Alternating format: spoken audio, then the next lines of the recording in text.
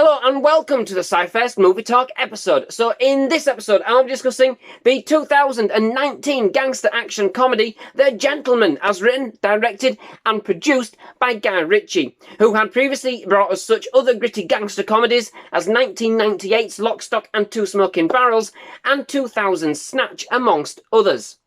Now, before I get started with this review, I just wanted to give a big shout out to Josh Runyon, who requested this review.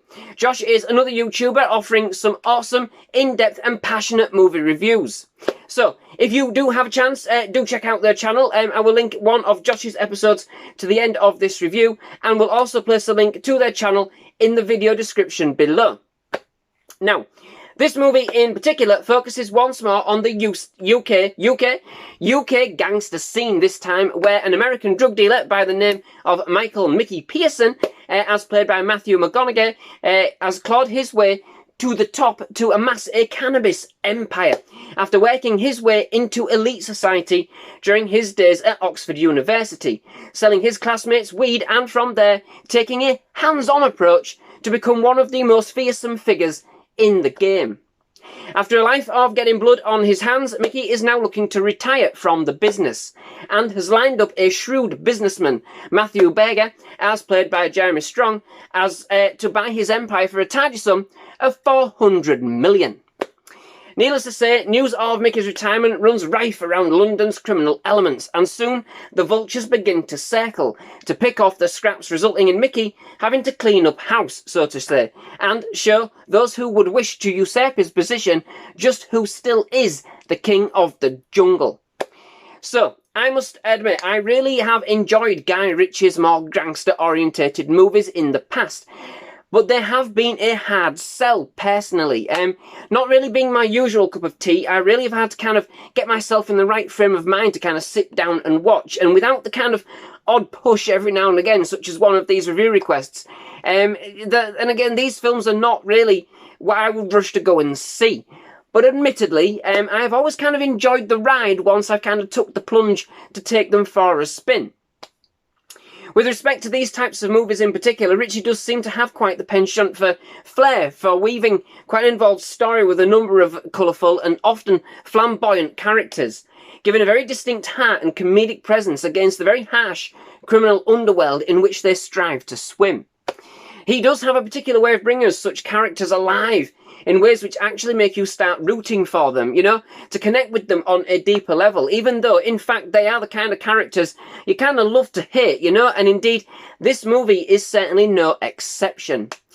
Indeed, this is a very character-centric movie, or told to us via one of those kind of looking to cash in on Mickey's retirement, Fletcher, as played by Hugh Grant, who sort of kind of forms the movie's narrator as such. Kind of think Interview with the Vampire, Gangster edition, who's kind of looking to fleece Mickey and his organisation to keep quiet about certain indiscretions he has been witness to, and for inside information on the key players involved in trying to take Mickey down. Telling the film's narrative, if you like, for the bulk of the plot, to Mickey's right-arm man, Raymond Smith, as played by Charlie Hunnam, in the form of a screenplay, which he also plans to kind of later sell. Admittedly, it does all kind of sound a little bit dry, but the actual execution of the movie couldn't be further from this perception at all, and what we end up with is a real kind of punchy story. Not always equally paced, but very entertaining nonetheless. Plenty of kind of little quirks along the way, frantically moving at times as the pieces are placed together. Although it's not always kind of clear if some of it may even be a little bit of a tall tale. Cleverly, some is kind of left for us to decide as the viewer as to what we interpret, how such a situation might actually go down. Very kind of like an adult kind of storybook of sorts. I think the way in which the story is actually told to us can make it seem quite daunting at first. A lot happens all at once, and essentially we are witnessing events third hand and somewhat after the fact. We have a lot of catching up to do, and the movie is canny with the details, only kind of releasing much of the story in snippets, but this certainly kind of does keep us, you know, kept us hooked for more. I must admit that I can't claim to know or even have understood everything that was said, as there is some very colourful and creative language being thrown about, and pretty fast-paced to boot as well, you know. But I got more or less, you know, the gist as the film went on. I think as much as it was easy to get lost in it all. That's what I'm kind of trying to say. It was also quite immersive, though, for what it was. Sort of like watching a Shakespeare play. Not all of it goes in, but the effect is still there, you know?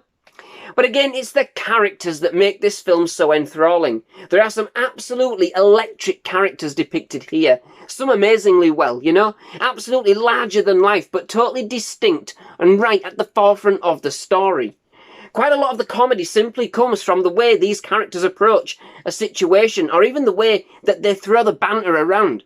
It's often a very dry humour, almost deadpan, but slick and off the cuff.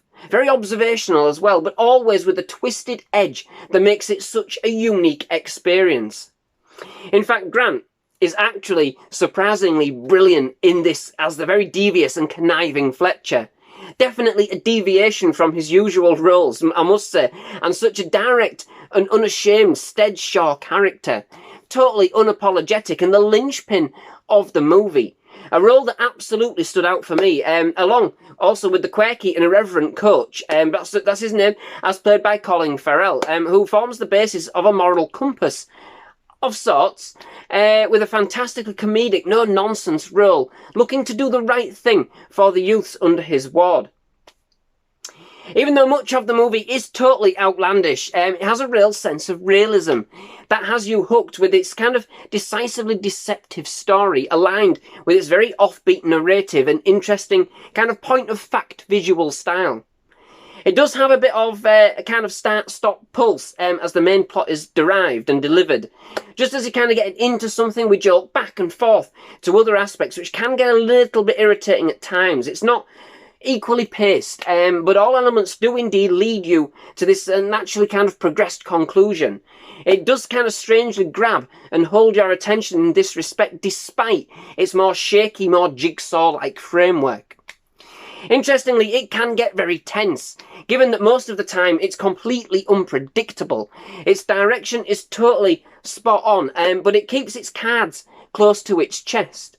It's not always clear who the main players are, and the movie keeps switching to who we are supposed to be rooting for, which does make it a kind of roller coaster of sorts.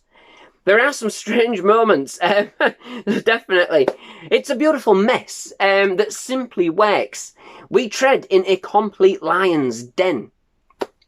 Overall, this was a pretty decent modern crime flick from the gangster's point of view, and swimming within their world, bringing a number of colourful and no-nonsense characters to life with an ingenious and intensely constructed and played-out story. It has a fantastic dark comedic streak running right through its centre, against a very quirky and offbeat way in which the story is told. A story kind of full of loose cannons, wild situations and fast-paced dialogue, which does often keep you guessing as to just exactly what is going to happen next. The movie keeps us on our toes and on with who to root for, you know, which does change every 5 minutes. It's certainly interesting along the way how it kind of toys with our emotions and ultimately who we do end up sympathising with. So, that brings me to the end of this episode. Many thanks for watching. I do hope you've enjoyed it. If you have, please leave a like. Please do hit that subscribe button for more movie reviews, trailer reactions and other movie-related content. Absolutely loved having you here at SciFirst MovieTalk and definitely love to have you back. Most of all, just thank you very much for watching. Goodbye.